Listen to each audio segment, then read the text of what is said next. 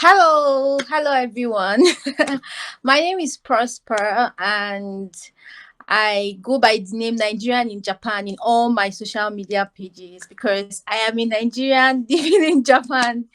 So, yes, it's nice to be here. Thank you for having me. Hey there, wonderful viewers. Welcome back to GH Africa TV, where we bring you stories from around the world that will make you laugh, learn, and feel inspired. Today, we are thrilled to have you with us once again. Great. So before we start with our conversation, like many will love to visit Nigeria. So I want you to say a word, one or two, to anyone who wants to visit Nigeria. In Nigeria, you can ask again. You guys already know Nigeria is the giant of Africa. Whatever you are looking for, all the goodies, everything you need is available in Nigeria. So if you're thinking of visiting Nigeria, stop thinking and just visit. Nice one, great one. So if I may ask, why Japan? Looking at other options like we have Ghana, we have China, we have Korea, we have US, Canada. Why Japan? That you say Ghana. Mm-hmm. Ghana ke. Yeah, Ghana. Okay.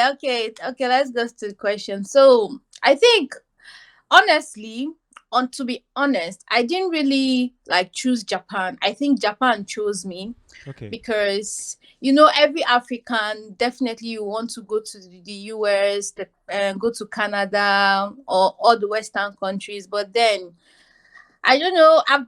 I applied for jobs in Japan. I got it, and I started coming. I didn't even think twice. Like I didn't really say, "Oh, I want to go to Japan. Let me start preparing all of that." No, I think Japan chose me. So let me just leave it at that. I see. So tell me, what are some of the challenges that many face when they travel abroad? So if you ask me, I say a lot of people don't have the bulk money to travel abroad, especially with the fluctuating dollar price. Flight tickets are going up and all of that. A lot of people are not able to afford it, so it's really really challenging, especially if you are not rich or if you are not from a very financially buoyant family.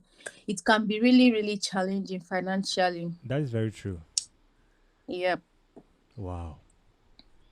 Did anything surprise you the most when you first entered Japan?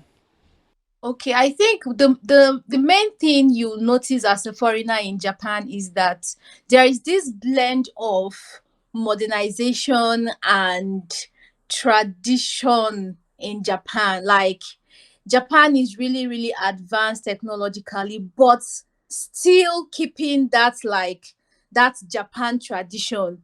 A lot of countries when modernization starts coming in, they tend to like put their traditions aside and adapt to the technology and all of that. But there is this thing that Japan did that, like, the modernization is there, the technology is there, but then you can also see the Japanese culture, like you live with everything together. I think that thing blows my mind. And also the fact that Japanese people are really really welcoming, like extra welcoming. Like, I don't know how to put it. Japanese people are really, really welcome. I think that's one of the, or like I said, that's two of the few things that really blew my mind or that really surprised me when I got to Japan. Oh, okay. So we've spoken about challenges, and also we've spoken about some of the surprising things that you experienced when you first visited Japan. Let me ask you, what are some of the weirdest things that you also experienced when you visited Japan?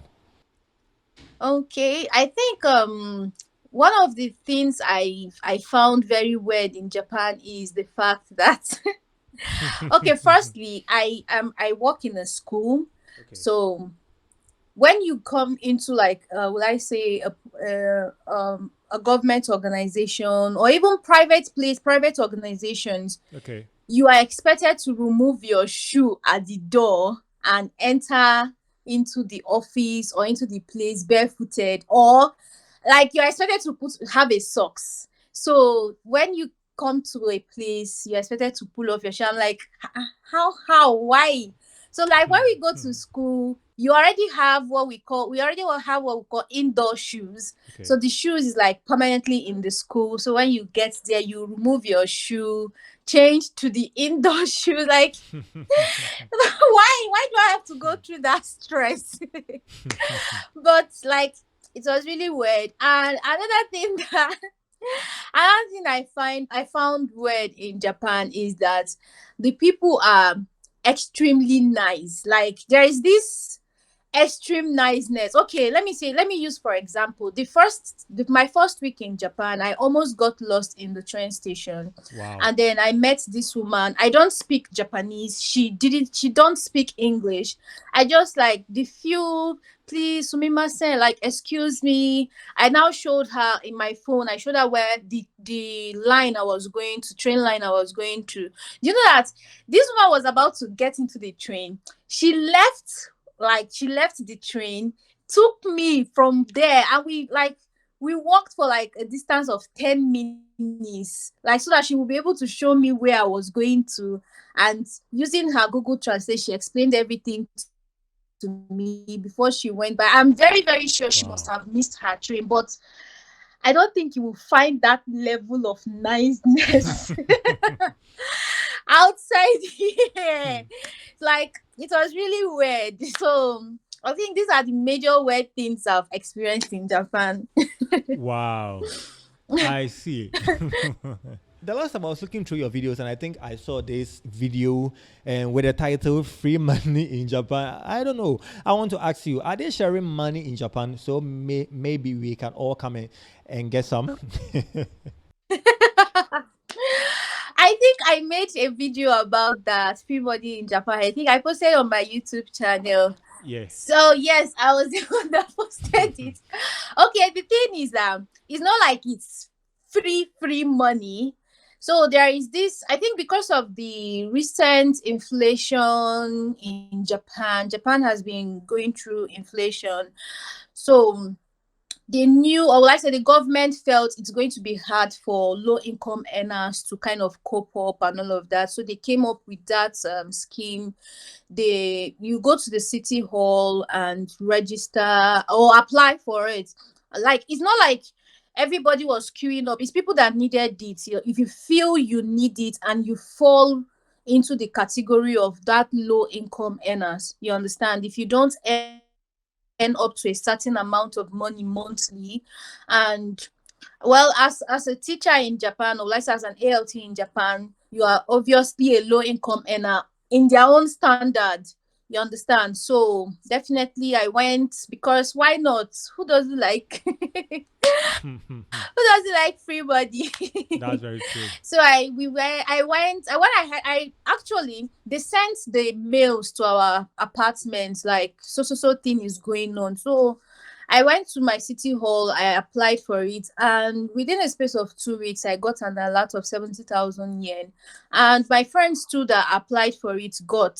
So you see, it's free money, but it's not for everybody. Let me put it that way. It's free money, but it's not for everybody. And it's because of the fact that, oh, they feel you are low income earner, so they want to help your life.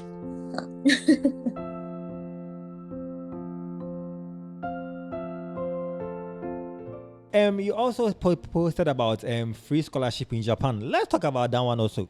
Yes. I posted about it too.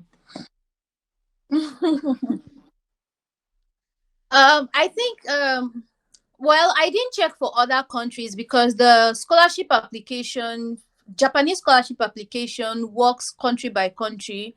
Each country has their own time frame for application. Nigerians, it's closed now. It's closed on the 15th of May. So, but the thing about Japanese scholarship is that you get to work and school, and then also you get to learn the language, and it's sponsored by the government, of course.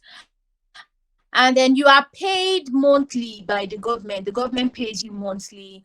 And another good thing about the Japanese scholarship is that You don't have to, you don't have to start applying online just the way most other country their scholarship is like you go through application online. This one you have to go, you go to the Japanese embassy in your country, fill the application form and submit it there. So it's not really stressful, as not as stressful as scholarship in other countries. Yeah. Now, so let me ask you, how is the cost of living in Japan? Is it very high? Is it very low? You even comparing to other countries, how is the cost of living in Japan? Well, the cost of living in Japan, if you ask me, it's average based on, the thing about Japan is that no matter how much you earn, you'll be able to survive, because there are places where you can get very cheap things and there are places where they sell very expensive things. So let me use myself for example. I'm a teacher, and with my salary, I'm able to pay my bills, pay my rent, transport, eat good food, take myself out, take care of myself, and I'm still able to save good money. Okay. So if you ask me, cost of living in Japan is okay. It's okay. It's not too high. It's not too low. It's average. Oh, yeah. I remember I had this conversation with this lady in Asia. She's in Asia, in one of the countries in Asia. And I remember she was saying fruits are very, very, very expensive at where she is. So now I want to ask you, are foods expensive in Japan? Okay. I think I understand. Like in Japan, fruits, when it comes to fruits are very expensive. Okay. Like, yes, I think mostly they import fruits. That's why most of, I don't know, but Okay. I think they import lots of fruit, because I've seen one pineapple that was written American pineapple or something like that. I don't know if it's pineapple or apple, but like, okay, it's orange. It was written American orange on it. So if you're having American orange in Japan, where is the America? Like, you get. So Yeah. fruits are expensive in Japan, and African foods are very expensive outside Africa, definitely. But if you ask me, I'll say Japanese food is affordable. If you really want to save and you are in a foreign country, you definitely learn how to eat the food of that country. You get, but that does Yeah. not mean that African foods are way, way, way, way, way above our limits, sha. But food is okay. Food is average. At least you'll be able to eat 3 square meals comfortably with your salary and do other things too. But when it comes to fruits, I agree with that lady. Fruits here are very expensive, very, very expensive. Great. And we are almost done with our conversation. Any financial tip for anyone living abroad? Financial tips, or Yeah. Yeah, financial tip. everybody's okay. Okay, let me put it this way: everybody's financial strength is different. Okay. Everybody's lifestyle is different. But if you ask me, I would say just learn how to live according to your paycheck. Let me not say according to your size. Learn how to live according to your paycheck, Okay. because if you are earning 100 yen and you are living a lifestyle of 200 yen, you'll be running into debt. You go dey run into gbese on a regular. You get. So also another thing I want to say is, let there be priorities.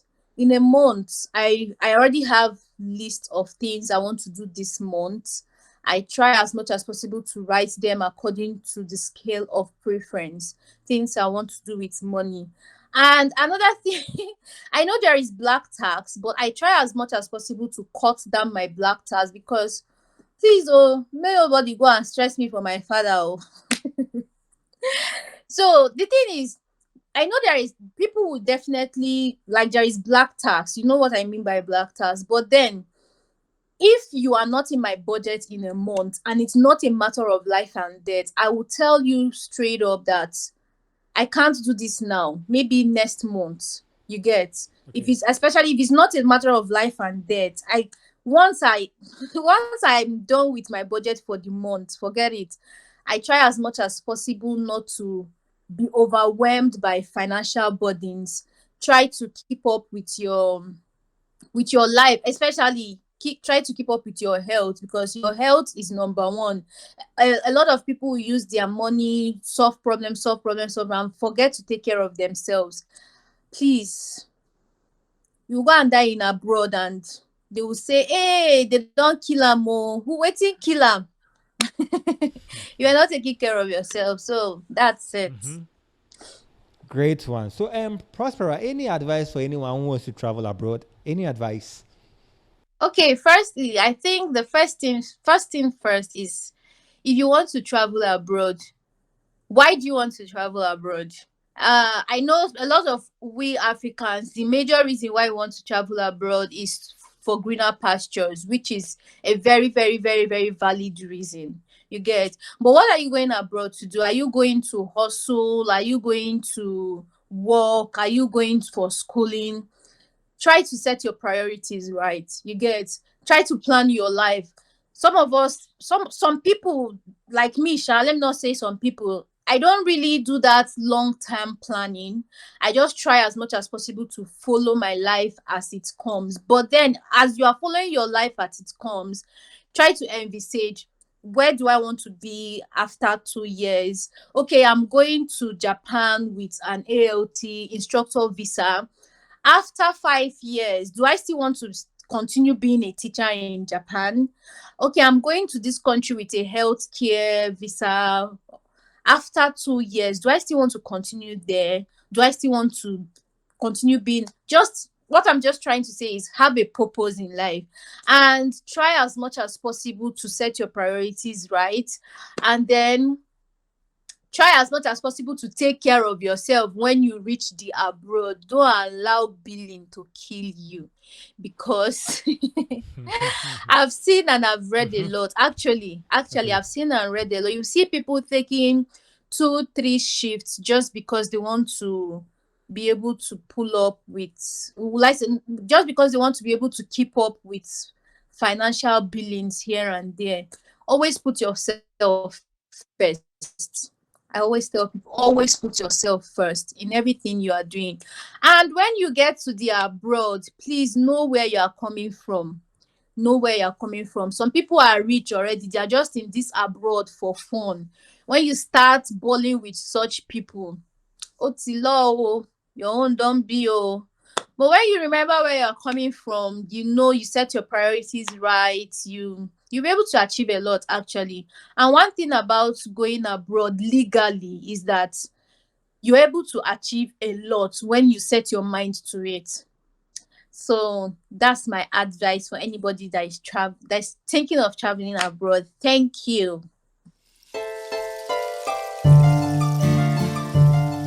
So, any shout outs to family, friends, you can also add up your social media handles to it if only you only want to do so. Oh, please, I really do wish. I shout out to my TikTok fans. We are 16K stronger. Thank you so much for the love. I thank you for always engaging in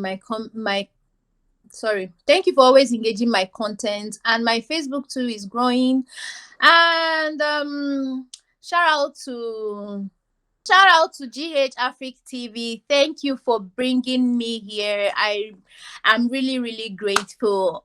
Thank you so much. And please follow me on my social media handle. Subscribe to my YouTube channel, Nigerian in Japan, and you will see me.